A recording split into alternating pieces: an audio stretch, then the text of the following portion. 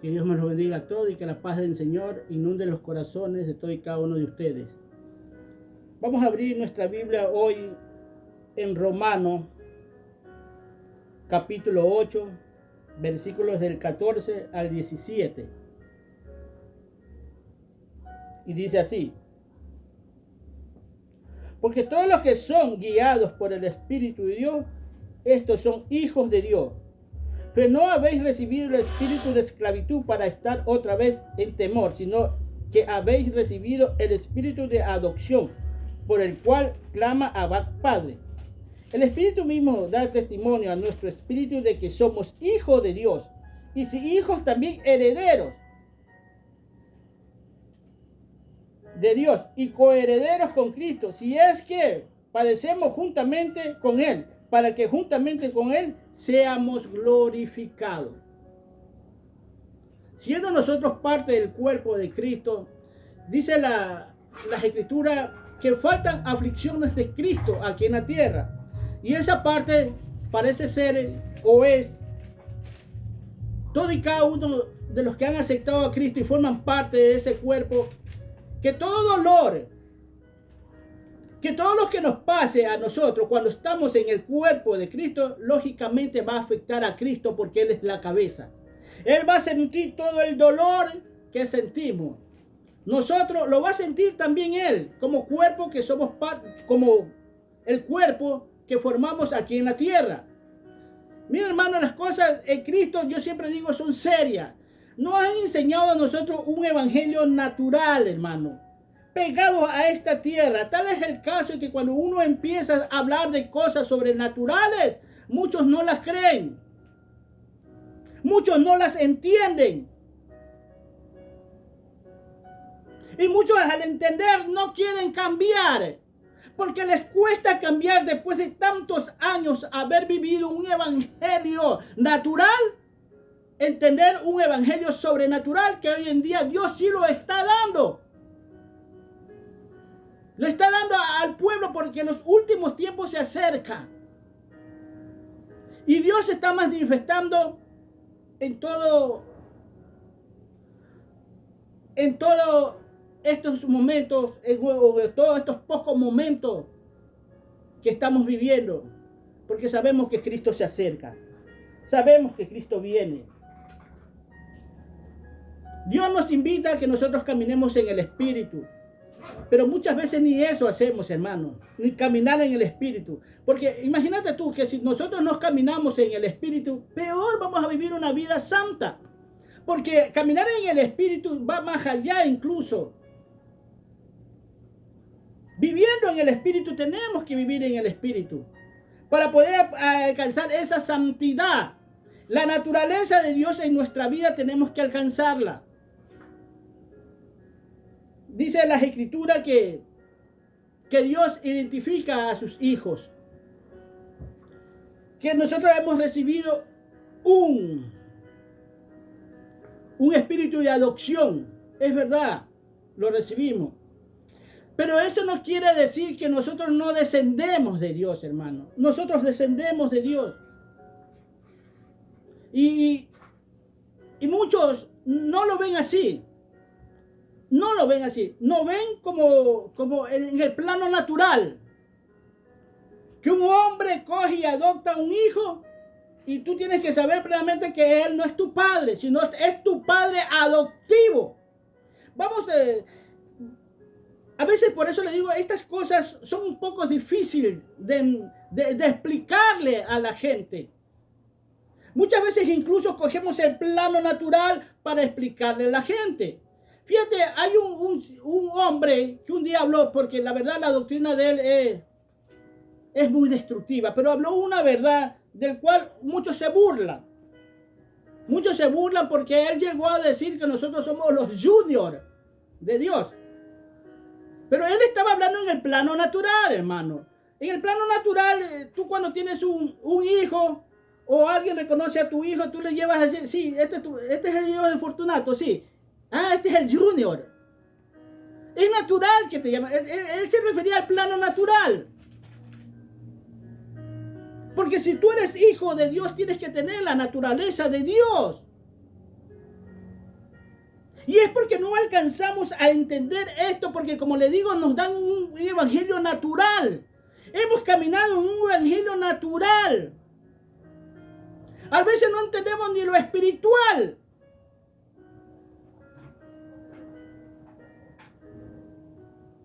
No vivimos en la santidad. Cuando vives en la santidad, te estás identificando con Dios.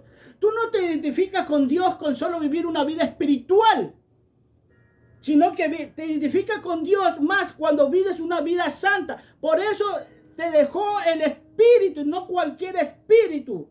Te dejó el Espíritu Santo. Fíjate cuál es la diferencia. Que no solo es una vida espiritual que tienes que vivir, sino una vida santa. Delante de Dios y delante de los hombres. Primeramente de Dios, porque a Dios no lo vamos a engañar. Y para vivir primeramente una vida santa delante de Dios, lo primero que va a ver Dios es tu mente, tu corazón, cómo se encuentra. Porque de Él nadie se va a burlar. Porque Él no se complace en que tú hables ante los ojos de miles de gente lo grande y lo maravilloso que Él es Él. Y después en tu corazón estés diciendo otra cosa. Fíjate que a veces yo digo, Señor, yo entiendo esto. ¿Por qué ellos no lo entienden? Por eso la semana pasada le digo, Señor, enséñame a explicarles esto detalladamente. Porque no es fácil de que después que se lo tenga y se lo quiera comer, no es fácil ingerirlo, hermano, para muchos. Porque no logran entender este principio. Es viviendo en el Espíritu que nos vamos a identificar como hijos de Dios. Somos libres del pecado, somos libres de la muerte. Si nosotros les damos cavidad a esta carne, difícilmente nos vamos a identificar como hijos de Dios. Fíjate que hay una parte muy importante en la Biblia cuando Jesús estaba siendo crucificado. Hubo un soldado romano que dijo, verdaderamente este es hijo de Dios. Fíjate, él en medio de tanto dolor, de tanta angustia, él no perdió su esencia. Y es eso lo que Dios quiere que nosotros vivamos. Que sin importar las circunstancias en las que nos encontremos, hermano. Yo sé que no es fácil. Porque yo lo vivo. Si yo no lo estuviera viviendo, no lo estuviera diciendo, no estuviera compartiendo contigo. Porque nos pasan cosas duras. Aquí no es como muchos por ahí, que muchos dicen, detesto el olor a pobre, no me gusta ser pobre. Dice un apóstol por ahí, que la apesta. Que ese olor de pobreza a él no le gusta. Y yo a veces digo que es que este señor no ha leído la Biblia. Y si la ha leído, que es que no la ha entendido. No solo él, sino muchos, hermano. Porque si tú lo ves a Lázaro, Lázaro era pobre, hermano. Y no solamente era pobre.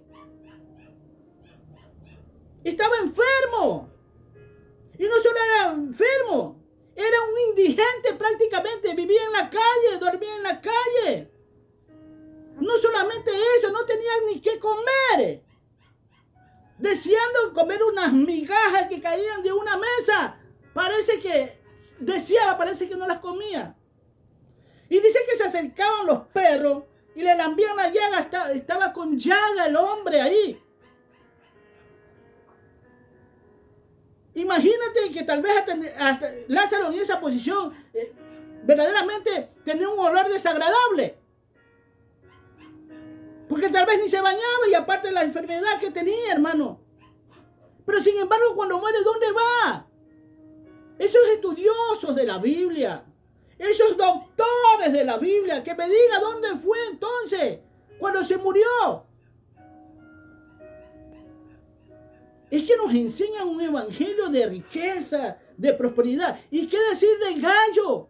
Cuando Juan se acerca y le habla a Gallo, ¿qué le dice? Hermano, yo quiero que seas tú prosperado en todo. Así como prospera tu alma, fíjate. Y esa es la prosperidad que quiere Dios en nosotros, para que nos empecemos a identificar con Cristo, para que empecemos a ser imitadores verdaderos de Cristo. Parece ser que este gallo, tal vez estabas también enfermo, pero le servía a Dios, este diferente. El otro no podía. Vivía en la calle, era un indigente, pero se fue a descansar en paz. Y ustedes saben la historia de Lázaro y rico. Ustedes la han leído. ¿Para qué me voy a extender tanto para allá si la conocemos perfectamente? Muchos llegan a decir, muchos llegan a decir que es una parábola. No es una parábola. Si ustedes se fijan bien, eso es una realidad. No es una historia inventada para que entiendas en el plano espiritual que Dios, no, es una parábola, es una historia inventada. No, esto es una realidad que Jesús les está hablando, míralo. Y fíjate, este gallo, tal vez vivía en pobreza incluso, pero lo que estaba prosperando en él era su alma. Y el apóstol Juan se había dado cuenta de la situación en la cual vivía este hombre. Yo quiero que seas prosperado en todo, así como prospera tu alma. Tal vez este hombre no tenía tal vez ni qué comer, pero se esmeraba en predicar la palabra de Dios.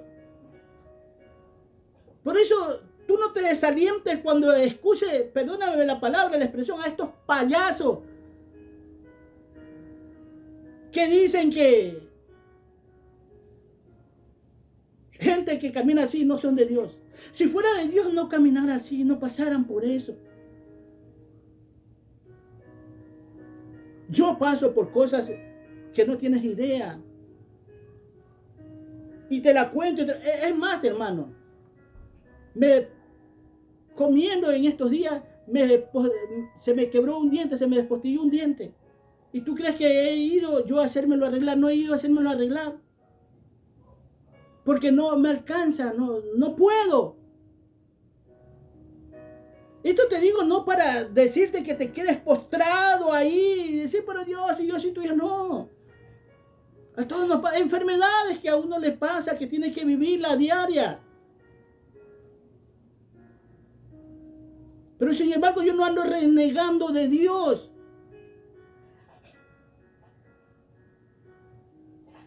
Este mismo hombre que habla de que detesta el olor de la pobreza, también se burla de los cristianos que no tienen nada, que tienen su iglesia de caña, diciendo, ¿cómo puedes tú bendecir si no eres bendecido? Él le llama bendición al dinero, a la riqueza. No, hermano, esto es bendición.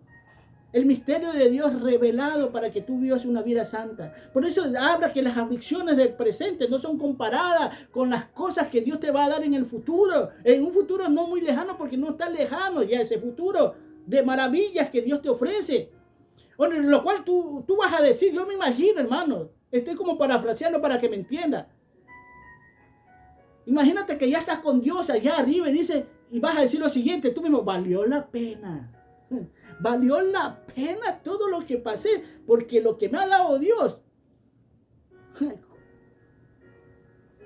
Hermano, ¿sí me entiendes? Que no es nada lo que nos está pasando. Si Cristo mismo tuvo que pasar por esta prueba, hermano. Y es que Dios quiere un cambio, pero que te empieces a mover. Cuando tú te empiezas a mover, Dios también se va a mover, hermano. Fíjate, incluso, y no te hablé del hijo pródigo, aquel que después de haber tenido tantas riquezas, y eso es lo que están haciendo hoy en día, muchos que se jactan de riqueza, cómo están malgastando el dinero que ellos se jactan de tener riqueza, en guardarlo, en atesorarlos para ellos, invirtiéndolos en buenas cosas, en avión, mientras el pueblo que ellos mismos dirigen, le falta un plato de comida en su mesa. ¿A dónde está ellos? Por eso digo, muchos de ellos se jactan. Hay que ser como la iglesia primitiva. ¿En qué? ¿En qué? En los milagros que hacían los apóstoles. Porque En eso es lo que yo veo, que en eso, en milagros falsos, inventados incluso por ellos, que hacen ver por canales de televisión a esta gente. Pues la iglesia primitiva, que como ellos le llaman a esta iglesia, la iglesia primitiva compartía todo lo que tenía cuando estaban los 12 apóstoles. Y vendían todo lo que tenían, sus posesiones, la heredad que ellos tenían, la vendían y lo compartían. Dice la palabra que entre ellos ya no había necesidad. Porque todos eran unánimes. Era como una verdadera familia. Como un padre preocupándose por sus hijos. De que a nadie le falte nada. No hacían excepción de personas. A mí no me vengan a decir que quieren ser como la iglesia primitiva. Este evangelio de la prosperidad. Y no solo de la prosperidad, sino de muchas otras iglesias que no hablan de la prosperidad. Pero anda, míralos igual cómo viven. Tal vez no tengan tanta riqueza como estos hombres de la iglesia de prosperidad. Es verdad, no la tienen. Pero tienen lo suficiente. Y viven cómodamente. Tienen sus carros, tienen sus casas. Buenas casas. Dile a ver si la han vendido. Y la han compartido con el pueblo.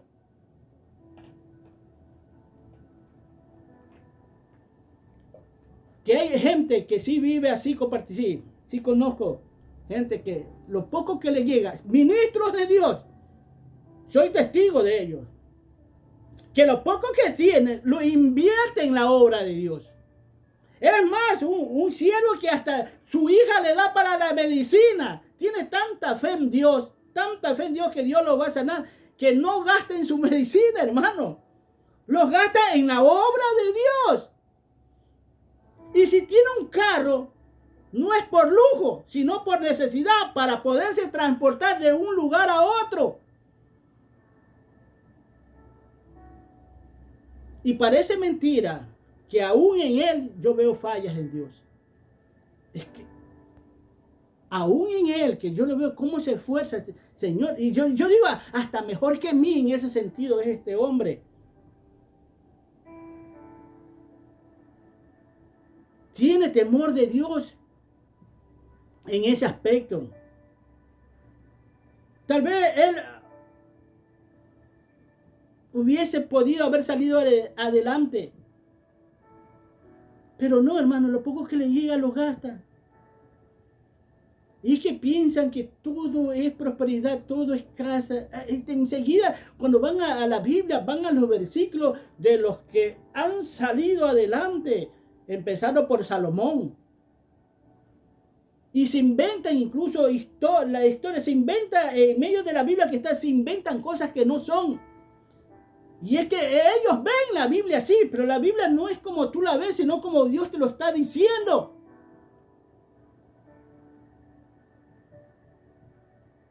Caminan en un evangelio natural y muchos hermanos más creen en el plano natural lo que le han enseñado, hermanos, lo que le han enseñado los ministros de tiempos pasados. Y no miran la Biblia, qué es lo que dice. Yo no sé por qué se tienen que ir a la historia, a ver cómo vivieron anteriormente. ¿Cómo vivió? La Biblia no me está mandando a eso, cuando está claramente ahí que no hay necesidad de irme por otro lado. ¿Qué te quiero decir? Que más creen en las historias, en las tradiciones de aquellos pueblos que un día caminaron así y se dirigen por ello. Hermano, es que un hombre hasta llegó a insultar a la iglesia por una tradición de esto, diciendo que toda mujer que se pone un velo en la cabeza es como una prostituta, las prostitutas sagradas. Un hombre por YouTube lo vi. Y cómo hablaba enérgicamente bravo, porque eso es la forma de hablar. ¿Dónde dice la Biblia eso? Cuando tú lees 1 Corintios 11, porque en eso, ya después que termine esto, eso vamos a dar, hermano. Por eso te estoy hablando sobre el velo de la mujer en su cabeza. ¿Dónde dice que ahí no habla de nada de prostituta sagrada? No, es que no hace falta. Y que te demuestren bíblicamente Y no tienen cómo demostrarlo bíblicamente, porque todos se van a la historia, a las tradiciones, a la cultura, cuando no es necesario que tú vayas para allá. Y insultó a muchas mujeres. Este hombre insultó a todas esas mujeres que se ponen velo. Le llamó prostitutas. Y es un mal hablado cuando predica la palabra, es un mal hablado, pero es famoso, es conocido, hermano. Fíjate, yo cuando estoy predicando aquí y tengo este canal de YouTube, porque yo lo mando por el YouTube, hermano. Yo no quiero ser famoso, no, porque yo veo que toda esta gente que son famosas se están perdiendo, hermano. Otras están por ahí, pero también he visto hombres de Dios verdaderos ahí, que no buscan eso. Pero la mayoría de estos famosos se están perdiendo. Y es que yo no busco ser famoso, hermano. Yo busco ser conocido, pero conocido por Dios. Porque ¿de qué vale que el mundo entero me conozca, hermano?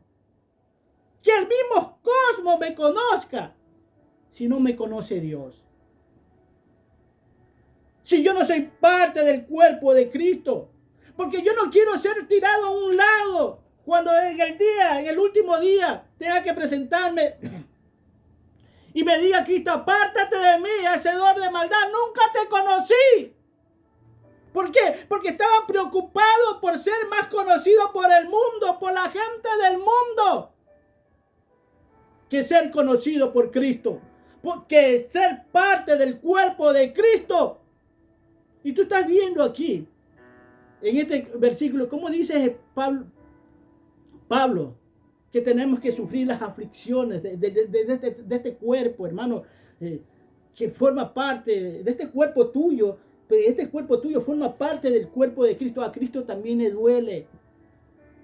Es decir, cualquier cosa que hoy en día le esté pasando a un cristiano que esté formando parte del cuerpo de Cristo, a Jesús le está afectando en estos momentos. Le está doliendo. En todo el sentido de la palabra, hermano.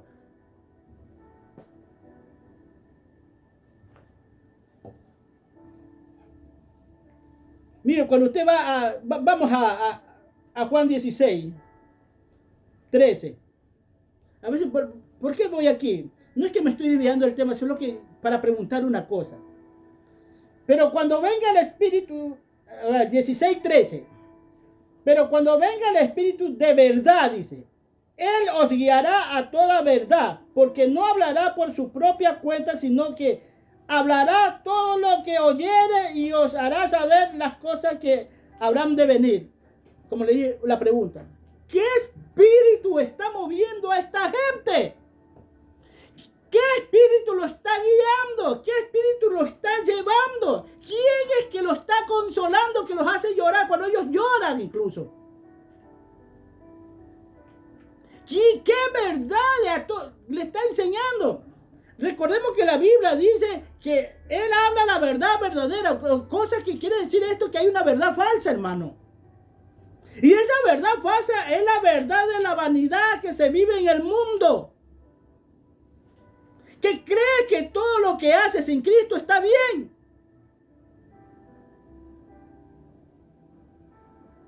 ¿Qué espíritu los guía? ¿Qué comunión pueden tener ellos con Dios, hermano? Yo me pregunto, y se jacta mucho de que tener en sí el Espíritu de Dios en su vida, el Espíritu Santo en su vida, el Espíritu de Cristo en su vida. Y cuando lo ves que no van de acuerdo con las Escrituras, con lo que Dios manda, con lo que Dios ordena. ¿Quién los estará llevando? Tantas iglesias siendo movidas por un espíritu, ¿de dónde? Si el hecho de que ellos se hayan dividido, hermano, cuando están divididos, yo soy pentecostal, yo soy en la cita, yo soy metodista, yo soy bautista, yo soy, hermano, y aparte en medio de todo esto, esos bautistas están divididos, y siguen siendo bautistas. Estos pentecostales están divididos y siguen siendo pentecostales. Hay división en ellos. ¿Qué espíritu lo está llevando a esa división? ¿Cómo podemos hablar de la unidad de la fe? De que nosotros somos unánimes. No, yo no me puedo conformar que lo que nos une a nosotros es la fe. La fe en Cristo. Pero mira en qué fe caminó Cristo. ¿Cuál es la fe de Cristo? Por eso te digo, yo no te puedo decir, ándate allá en esa iglesia, allá está. No, yo solo te puedo decir, obedece y sométete a Dios. Teme a Dios. Porque yo, muy sinceramente, yo no quiero que mi Cristo me diga, apártate de mí. Porque he entendido lo que es la eternidad. Dios me ha dado a entender lo que es la eternidad. A mí, cuando yo le diga que yo soy cristiano, a mí no me están preguntando nadie de qué denominación soy, porque yo no pertenezco a ninguna denominación. Yo soy parte del reino de Dios.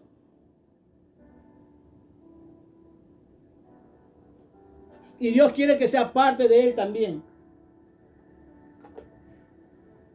Porque Dios o mi Cristo no va a venir por ninguna denominación. Va a venir por una iglesia sin mancha y sin arruga. Y todas estas denominaciones tienen manchas, tienen arrugas. Pero habrá gente dentro de estas denominaciones, incluso en el mundo, en las religiones, y tal vez hasta en las mismas sectas, habrá gente que Dios va a sacar de ahí para que formen parte de su cuerpo.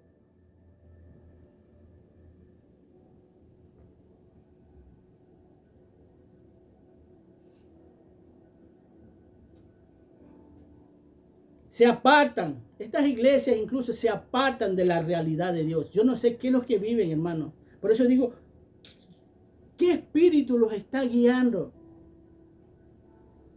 ¿Quién los está consolando?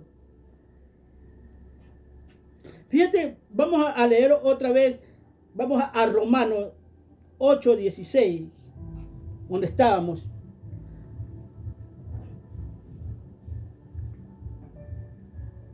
Dice así: y el Espíritu mismo da testimonio a nuestro espíritu de que somos hijos de Dios. En Hebreo 12:9 dice que Dios es el Padre de los espíritus. Ahora dice bien, dice que Dios es Padre de los espíritus. Y cuando se refiere al alma, dice, las almas son mías. Es como algo que tiene nada más. Que no es diferente a que diga que es Padre de los espíritus. Pero el alma que pecare, esa morirá. Toda acción que vaya en contra de la ley de Dios es pecado. Y todo pecado te lleva a la muerte. Y como dice Romanos 5:8, puesto que todo pecado están destituidos de la gloria de Dios. No hay justo ni aún uno.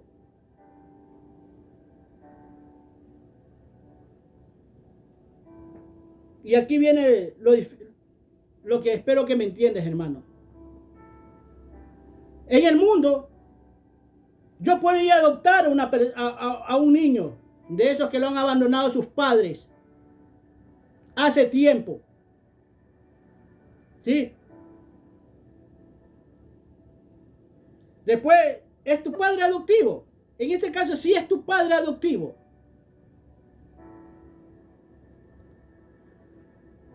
No es tu padre original.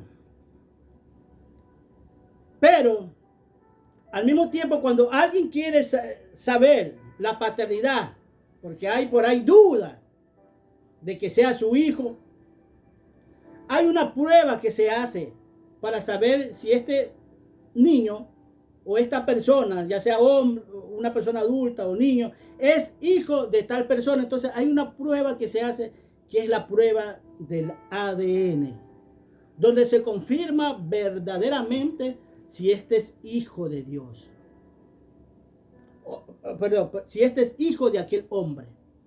Y cuando nosotros vemos en Romanos 16, perdón, 8:16, vuelvo a repetir, dice así: y el Espíritu mismo da testimonio a nuestro espíritu de que somos hijos de Dios. Fíjate, ¿a qué te lleva esto? Muchos dicen, es que somos hijos de adopción, es que nosotros verdaderamente no somos hijos de Dios. Eso es lo que dicen muchos. Somos hijos de adopción, es verdad. Un hijo, un padre, cuando tiene un hijo adoptado, no es su verdadero hijo, es de adopción, es adoptado. Que si le hacen una prueba de ADN, se va a decir, este no es mi hijo, pero yo lo adopté y lo amo como mi hijo. Y van a utilizar la frase muy común que dice, es que padre no es el que engendra, sino el que cría. Pues yo te digo que padre es el que engendra, porque nosotros somos engendrados por Dios. Cristo fue engendrado por Dios. Ahora bien, cuando la Biblia te está diciendo aquí, es que ya has pasado esa prueba. Porque uno es hijo de su comportamiento, de la vida que lleva. Si eres un mentiroso, eres hijo de mentira. Si eres un fornicario, eres hijo de fornicación. Y así sucesivamente. Viene Dios y te trae. Y a medida que vas caminando, demuestras que eres hijo de Dios. Porque Él te invita, como leímos en 2 de Corintios 5:17, donde dice, de modo que si estás en Cristo, nueva criatura, te está formando, cuando vienes a Cristo, te formas en la nueva criatura. Y eres un hijo de Dios, porque eso es lo que quiere Dios, que camines como hijo de Dios. Ahora bien, es como, cuando te dice ahí, es como que Dios está diciendo, este es verdaderamente mi hijo. Es como como le dije antes, cuando el ladrón cuando Cristo está en la cruz y aquel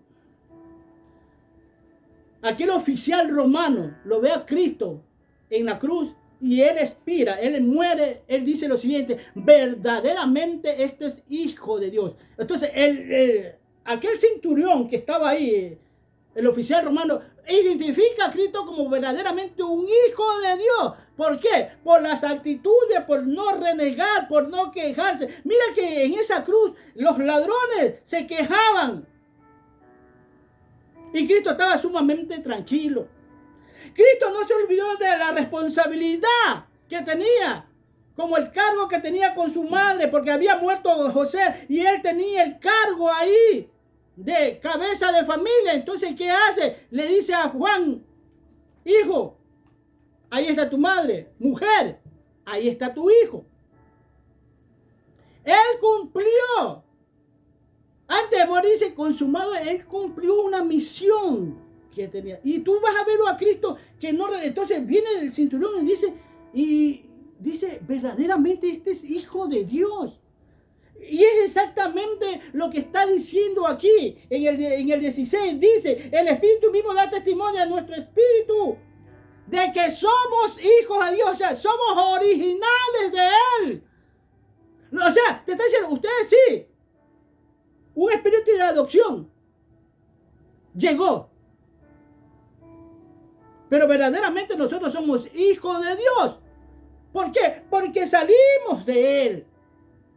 Y esto es lo que muchas iglesias no logran entender.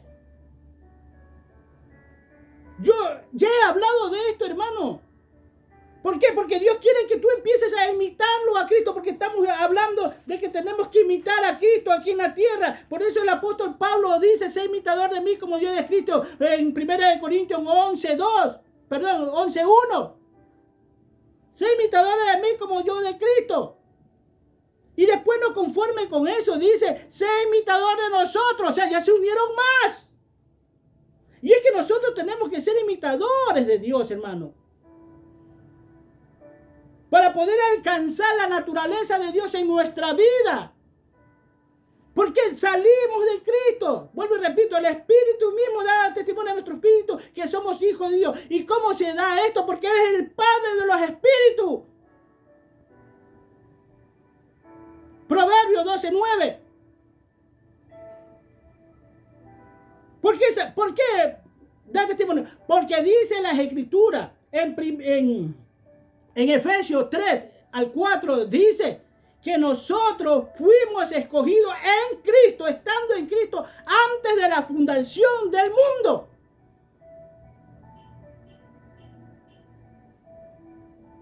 Y tú te das cuenta que, fíjate que ellos, los israelitas, cuando Cristo llega, se hacían llamar hijos de Abraham. Y fíjate, habían pasado un buen tiempo, miles de años prácticamente. Y ellos todavía se llamaban hijos de Abraham. Y le dice Jesús, si fueran hijos de Abraham, las obras de Abraham harían. Pero vamos en el punto es que dicen ellos, a pesar del tiempo que pasó, ellos se consideran hijos de Abraham. ¿Por qué? Porque salieron de los lomos de Abraham. Nosotros salimos de Cristo. Qué difícil entender para muchos todo esto, hermano. Cuando tú vas a Juan 14, del 1 al 3, donde dice, no se turbe vuestro corazón. Creed en mí, dice. Porque así dice, no se turbe vuestro corazón, creed en Dios y creed también en mí. En la casa de mi Padre muchas moradas hay. Si así no fuere, yo os lo dijere. Se lo hubiese dicho, voy pues a preparar lugar para vosotros. Y el 3 dice aquí, y si me fuere y os prepararé lugar, dice, y vendré otra vez, dice, fíjate lo que dice Cristo, y vendré otra vez y tomaré a mí mismo para que donde yo estoy, vosotros también estéis. Me tomaré a mí mismo. Porque te estoy diciendo las cosas serias, hermano, de que tienes que parecerte a Cristo. Y tú dirás, no se puede, Dios va a ver tu esfuerzo. ¿Tú crees que yo me parezco a Cristo? ¿Qué estoy haciendo yo? Esforzándome por parecerme a Él. Queriendo ser como Él. Y tú dirás, ajá, sí, tú ya puedes caminar por el mar. ¿Cuántos muertos has resucitado? ¿Cuántos Lázaros has resucitado? Tú me podrás decir eso. Pero es que el ser un hijo de Dios no quiere decir que tienes que caminar en el plano sobrenatural. Si no te pide un plano natural.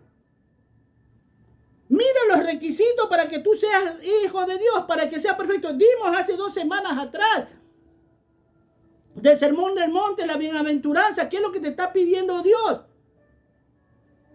No te está pidiendo que muevas las montañas directamente. Lo que sí te dice, si tuviera fe como un grano de mostaza, sería esto. Eso te llevará. Pero el ser un hijo de Dios es que le obedezca en el plano natural. Porque en eso se complace Dios.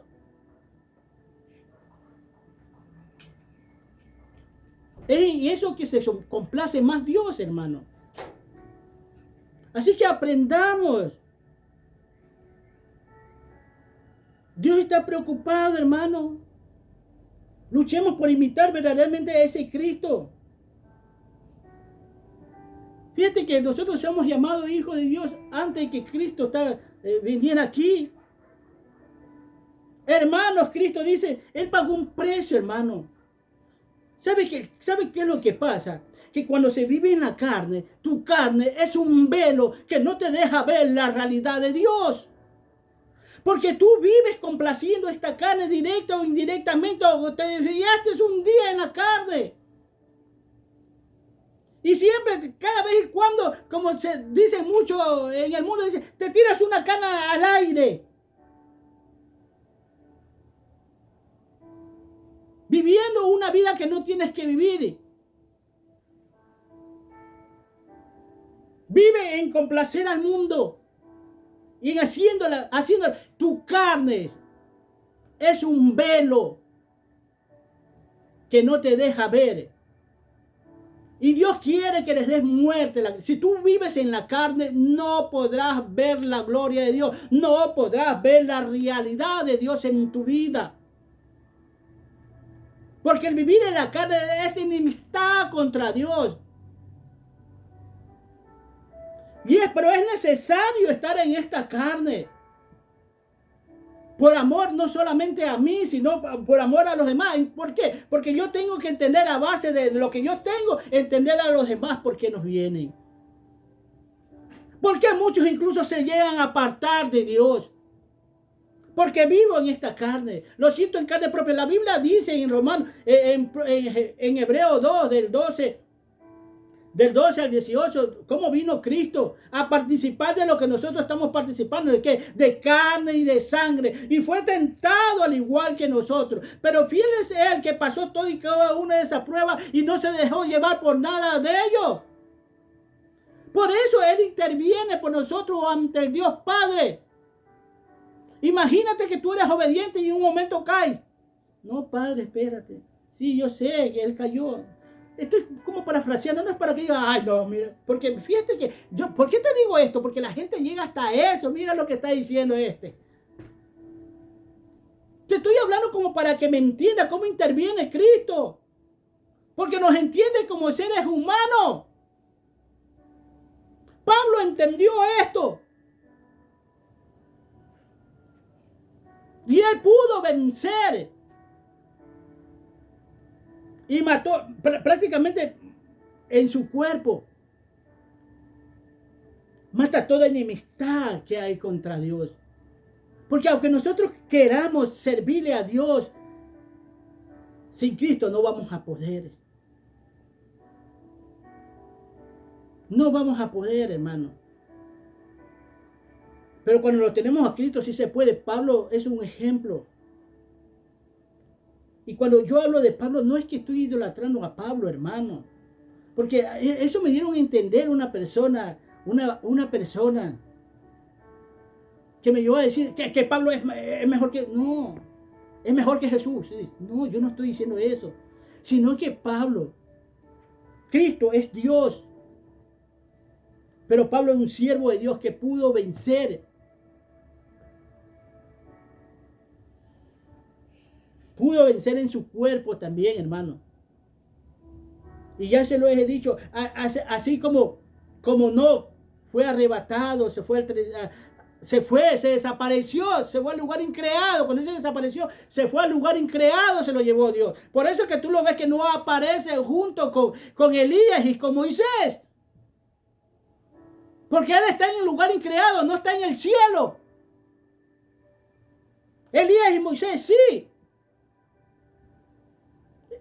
Te estoy hablando de gente que alcanzaron lo que Dios pide de nosotros. Ahí lo tienes a Elías. Fue arrebatado. ¿Por qué? Porque alcanzó lo que Dios pedía en nosotros. Y como Moisés, después de su muerte, porque él murió, alcanzó todo lo que Dios pedía. Y Pablo sabía también eso.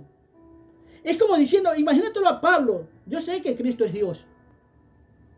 Es el mismo Dios. Pero vivió en un cuerpo de carne intentado que no quería ir. Porque tú cuando lo ves en el huerto de Getsemaní, él se quejaba como un hombre natural. Él tuvo hambre. Se cansó. Era un hombre. Pero como tenemos esto de decir, Cristo era Dios. Pablo vio como ejemplo no solamente a Cristo. Yo me imagino, yo pienso que Pablo también, así como lo estoy viendo yo, lo vio a Enoc, lo vio a Elías y lo vio a Moisés. Si ellos pudieron, ¿por qué yo no? Por eso dice, he acabado mi carrera. Es que no vino aquel carro que se lo llevó a Elías y no le demuestra. He acabado lo que Dios me pidió. He obedecido.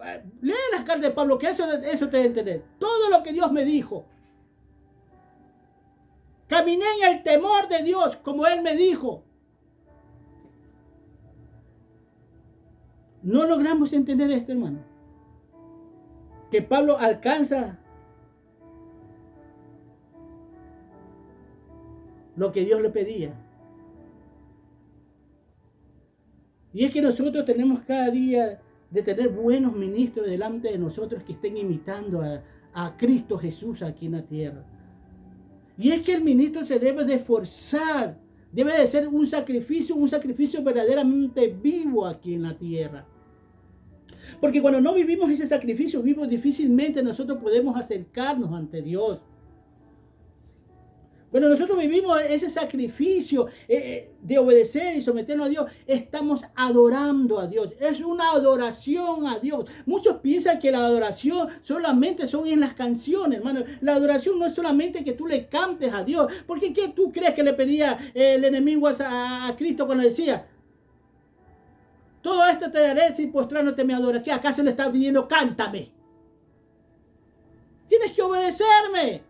Tienes que hacer las cosas que yo te digo y como te las digo. Cuando tú estás en obediencia, sometimiento a Dios, tú estás adorando a Dios.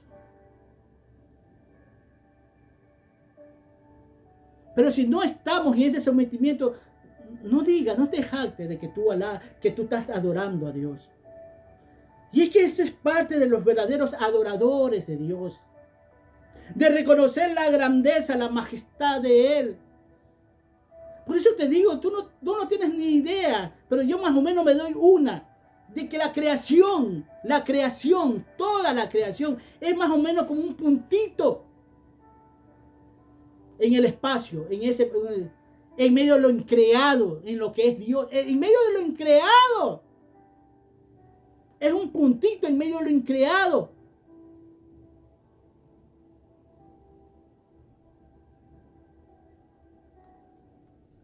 Sé imitadores de mí, dice Pablo, como yo de Cristo. En conclusión, el Evangelio no es solo conocer a Dios, sino obedecer a Dios. Hay mucha gente que tiene conocimiento de Dios y no lo obedece. Si quieres ser fiel imitador de Dios, obedécele. Busca de Dios. Y si no entiendes, dile a Dios: no entiendo.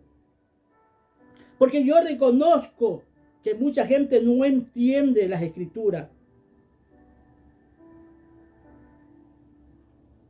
Pero tú conoces, cuando tú quieres ser un imitador, tú vives apartado del mundo y apegado a Dios. Tú vives siendo formado por Dios. Por sobre cualquier caída que tú tengas, cuando tú vives en ese temor, tú te levantas. Tú no te quedas postrado ahí. Esos que se quedan postrados, que tienen esa caída, es que continúa, cayeron. ¿Cuántos se han caído y continúan caídos y no se han levantado? Hasta ahora muchos de ellos no se han levantado. Y a muchos de ellos le ha costado años levantarse. Así literalmente, años levantarse, hermano. Y Dios no quiere que caiga. ¿Sabes por qué? Porque Dios te quiere utilizar como instrumento para muchas almas que necesitan hoy en día de Él. Que seas un fiel imitador de Él aquí en la tierra. ¿Por qué? Porque Cristo viene a recogerse a sí mismo para que estés donde Él está. ¿Y sabes que Él está? ¿Sabes dónde está? Muchos creen que está en el cielo. Cristo no está allá. Está a la diestra, junto al Padre, en el lugar increado, donde no entra nadie. Él te quiere llevar allá.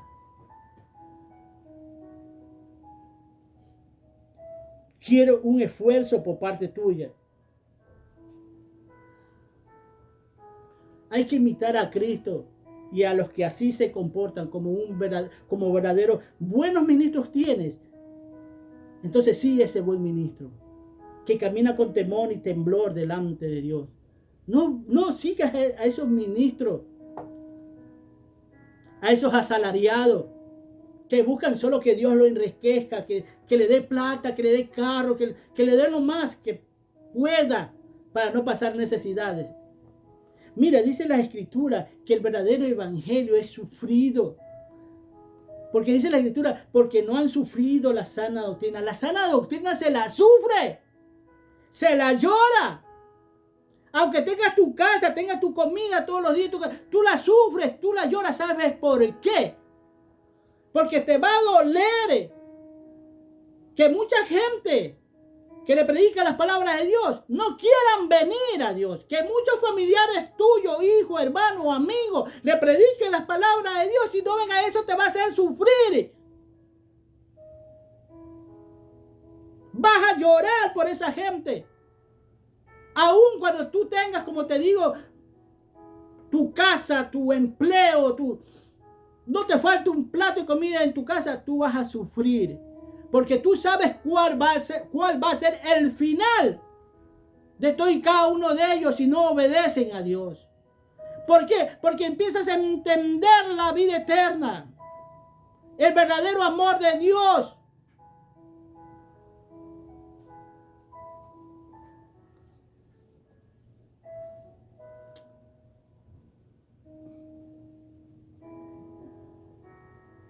Mira, vivir en Cristo no es solamente una simbología. Tal vez hablemos nosotros simbólicamente que tenemos que ser crucificados a Cristo. Ya hablé de esto. Sí, pero es un simbolismo real. Sí, parece algo contradictorio que te estoy diciendo. Pero vivir en Cristo es un simbolismo real que tú debes estar crucificado para Cristo aquí en la tierra. Y Dios quiere ver gente crucificada en todo el sentido de la palabra. Algún día voy a volver a hablar de la crucifixión de Cristo, el mensaje de la cruz, y tú me vas a entender esto. Aunque ya la tengo, ya le he dado, pero muchos no toman atención a esto. Vivir en el Espíritu es fundamental para identificarnos como hijos de Dios. Vivir como la nueva criatura. Eso es imitar a Cristo. Tenemos que ser ejemplo aquí en la tierra de una vida verdaderamente cristiana ante los ojos de los demás, hermanos. Tenemos que ser un verdadero ejemplo. Despojémonos de las cosas que nos hacen daño, que nos aparta de Dios. Imitemos a Cristo. No hay otra cosa que hacer. En la vida vamos a tener obstáculos. Van a haber gente que tal vez incluso nos van a hacer la vida de cuadrito, que nos van a despreciar y despreciar directa e indirectamente. Nos van a odiar directa e indirectamente. Ellos piensan que porque no se manifiesta en vos su aborrecimiento, ellos dicen, no, si yo no te odio, no. Hay muchas maneras de saber cuando la gente te está aborreciendo y la vas a sufrir. Cuando vives una verdadera imitación de Cristo aquí en la tierra.